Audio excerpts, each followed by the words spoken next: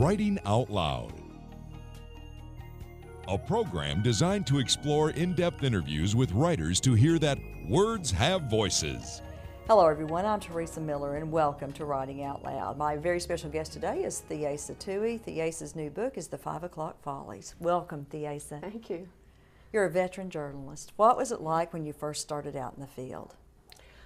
Well, there weren't too many women around, that's for sure. But I just kind of decided I wanted to do it, and so I did it. I just kept pestering and banging on doors until, actually that's not even true. What happened really was that every time I got a good job, it's because some guy had just left or quit in a hurry. Certainly that was true when I became the first woman assistant city editor at the Detroit News. I had put in a resume, and they'd called me and offered me a job in the women's department, and I just sort of innocently said, well, I just don't think I could do that. I've never done anything but hard news. Mm-hmm. A week later, some guy that they had hired to be their night state editor called in the day he was supposed to start work and said he didn't want to come to Detroit after all when he found out that it was north of Canada. So they called me and said, can you do this? And I'm like, sure, why not? You mentioned the women's department. What sort of stories did women cover mostly during that era? Well, they were called society pages, and you know, it was luncheons and weddings and I don't know, recipes, that sort of thing. I started out in the news department in a small paper just north of New York City, Yonkers. Mm-hmm. Again, I just sort of fell into it and kept hanging in there, and finally, when the guy that was supposed to be covering City Hall got sick, they sent me over to do that. So that's kind of the way it worked. When I went to when I wanted to leave Yonkers because they weren't paying me enough money and started looking around, I walked into the Newark Star-Ledger, and there were a whole bunch of old guys sitting there in white dress shirts and green eye shades, so help me. And when I walked in the building, I mean, it was just, everyone just sort of stared at me like, what's this woman doing here? Anyway.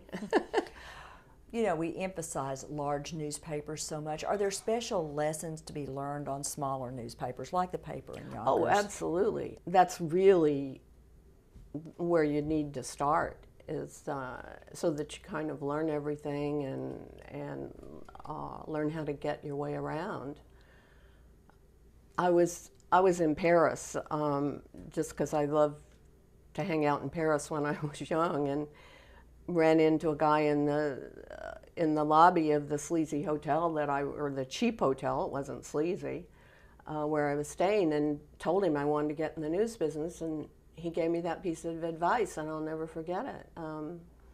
He said, you have to start someplace small and learn how to do all sorts of things, and that's precisely what I did in Yonkers. Once I got my foot in the door, then I covered this, covered that, covered City Hall, chased fire trucks, and finally I ended up actually working on the composing room floor, which was unheard of, totally unheard of. But the printers loved it. I mean, you know, I was young and feisty, and I'd go up there and ask, well, how do you do this? How do you do that? How does this work? So I really, you know, learned the business kind of from the ground up, so that by the time I got to a larger paper, I knew my way around. What was driving you to be a journalist? I thought it was fun. Well, you know, that's not really, I mean, I did it because it was fun, and I wanted to do it because it was fun, but I think most journalists take their job very seriously. I mean, I think each and every one of us thinks we're preserving the Constitution or something by making sure that we try to get stories in the paper and try to find out what the truth of something really is, or as close as you can get to it. This is what, my book is about. It's about the press and how they operate, and trying to set a dramatic, page-turning story in the northern suburbs of Detroit, doesn't have a real dramatic ring to it. So I think that's why I chose Vietnam. Yeah, we're gonna talk about that in some depth here in just a few minutes, but I want to get back to the Detroit News, and you're the first woman to be the assistant city news editor there. How were you accepted by your male colleagues? Were they comfortable having a woman making these assignments and decisions? Yeah, the difficulty there were the young reporters more than the older guys. The fellows that had been in the business a long time, I think, could see that I knew what I was doing. Mm-hmm. And I got moved around to some extent. I started out as the night state editor. Nobody wanted to be on the overnight shift. Mm-hmm. And then at one point they put me on the rewrite bank, which is like unheard of. In the old days, I mean, the rewrite guys had to take a story, instantly on the phone, and this is way before computers, and they'd, a copy boy would rip a sheet of paper out of your typewriter as you started working on the next. And they put me on the rewrite bank for a 5-week shift when a guy that had been there forever was taking a long vacation. And that's one of the toughest things that I've ever been through. But the old guys on the rewrite bank were like really supportive of me. They could see I knew what I was doing, and they were helpful. I mean, because that's a tough gig. That was a lot tougher than being an assistant city editor. The hard part about being assistant city editor was I was in the zone section, which with a large paper like Detroit, there were zones for downriver, a zone for the northern suburbs, a zone for east, and then a zone for Detroit itself, for the city. And so I got all the really young green reporters, and that was rough. And my ex-husband at the time had been in the business forever and worked at the paper down the street, and when I would say these young kids, I mean, it's so hard to get them to pay any attention to me or listen to me or what, and Louis just said, yeah, well, don't you think that's the way it is with everybody? And that was a fantastic lesson to not be too self-conscious, not that I had been up to that point anyway about being a woman. And it turned out when I was ready to leave there 8 years later that all these young guys that I had sort of brought up and helped along sort of told me then, 8 years later, why didn't you tell me this to begin with, that they would run their copy through me if they wanted help with the story, and if they had a early date and had to get out fast, they'd try to run their copy through someone else, because I ultimately, I guess, was fairly supportive and interested in their copy, and would work with their copy and would explain to them why I was changing something or what needed to be fixed or what a problem was. So I don't know. I guess that goes back to women being nurturing. I don't know. I don't know. Were there any women journalists you looked to as trailblazers? No, not really, because it seems like, first of all, there weren't too many close to me. There were a couple of contemporaries. There was a woman named Christy Bradford who was my best friend, and I think one of the best journalists I ever met in my life. But we were pretty much contemporaries. I think we sort of learned a lot from each other. She ended up being the first woman managing editor of the Detroit News. The only other one that I can even think of, and I can't say, it was Marguerite Higgins, who had really blazed some trails as far as women war correspondents. And basically the reason I knew about her was because she had graduated from Berkeley, the same place that I'd gone to school. So I was aware of her and aware of her name. It wasn't until I started researching the book that I started finding out that there were a lot of heroines or heroes that I could have looked up to had I been aware. But I don't know, I just was sort of going along and doing what I did and doing what was in front of me, and not conscious at all of blazing any trails or even looking for role models. You were called into service unexpectedly on April the 19th, 1995, when you were in Oklahoma City visiting your mom.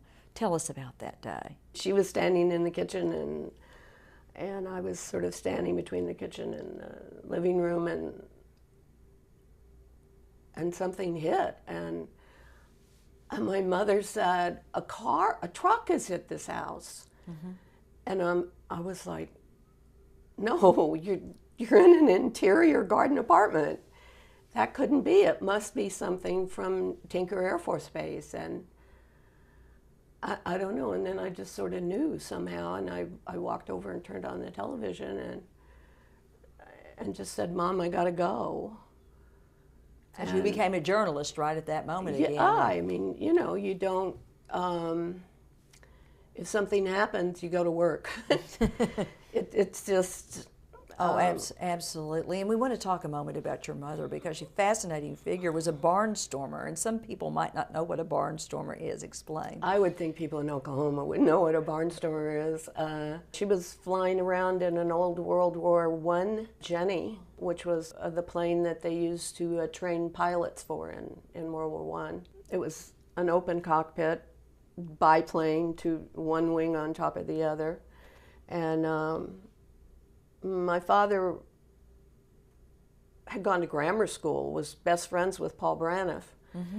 So my father was hanging out with all these guys, and I don't know, my mother, I think to show off or whatever, decided she wanted to fly. And there was a guy around by the name of Roy Hunt, who held the world's outside loop record. And so he became Mother's teacher. They tried to make her into a stunt pilot, but she really said she was always scared when she was flying upside down that she'd fall out. Well, I think that's pretty reasonable fear. Well, and she was the tiniest thing. I mean, I think she weighed 98 pounds when she delivered me, so Lord knows how much she weighed before I was born. And I mean, prior to my conception. And she flew with a pillow behind her because those fuselages were sort of like, I went over not too long, when I was doing a story about her, I went over and looked at the Air Museum, and I was just amazed. Those fuselages were just sort of a hole, just a metal hole. And you got in there, and the seatbelt was too big, and so she wore a pillow behind her. And so when she was flying upside down, she always worried the pillow was going to slip out, and then she'd fall out. But anyway, she flew quite a bit and had some. She and my father both had wonderful tales about flying in the early days of Oklahoma. She knew Wiley Post. Yeah, It's fascinating. knew Wiley Post, and my father had stories about when Wiley cracked up the Jenny May and had it in Braniff's hangar to be fixed up, and Wiley didn't have enough money to pay the repair bill. So a lot of the mechanics around the field, a lot of people around the field collected. That's one of my collected money for Wiley to pay for the repairs on his plane. I mean, that was one of my father's stories. My father had a million stories. He really had more stories than my mother did, but he was an Irish raconteur, so. Figuratively speaking, did your mother teach you to fly high in your professional life? Well, that's interesting. I never wanted to be a pilot. In fact, my father tried to get me to go out and be the youngest pilot, and I didn't want to have anything to do with it. But I think I probably totally learned from my mother to do what you want to do. Mm-hmm. I think that's why I don't take some risks. Yeah, no, I didn't have any kind of idea about going into journalism that you didn't belong there, because it just didn't occur to me. I don't imagine that many of your friends had mothers who were barnstormers. No, in fact, during the 60s, when women were throwing off their bras and chaining themselves to bumpers or whatever, fenders or whatever, I was like, well, what's this all about, At that point, I was sitting in the newsroom at the Yonkers Herald-Statesman all night by myself, dripping with sweat because there was no air conditioning, and I would spend all night writing 28 books of copy about what had happened at the city council meeting that night. So I just didn't pay all that much attention. I just, if somebody said no, my favorite story of all time was the guy that sent me I sent out a resume to a radio station, and he sent me back a letter saying, call in for an audition, to make an appointment for an audition. And when I called, he heard my voice and he said, if you're a woman, lady, the deal's off. Let's talk about your novel, The 5 O'Clock Follies. It's about a war correspondent, a female war correspondent, Angela, covering the Vietnam War. How much of your own experience informs her story? Well, I would say an awful lot in the sense that after all those years, I worked for 5 different daily newspapers, and I worked for the Associated Press. So I kind of know how journalists think and how they operate under, most conditions. So I was able to extrapolate the journalism part of the novel. I had to do a tremendous amount of research for the Vietnam part, for the war part, but Angela has the problem that when she's sitting in the bar by herself, the guys won't sit next to her. But,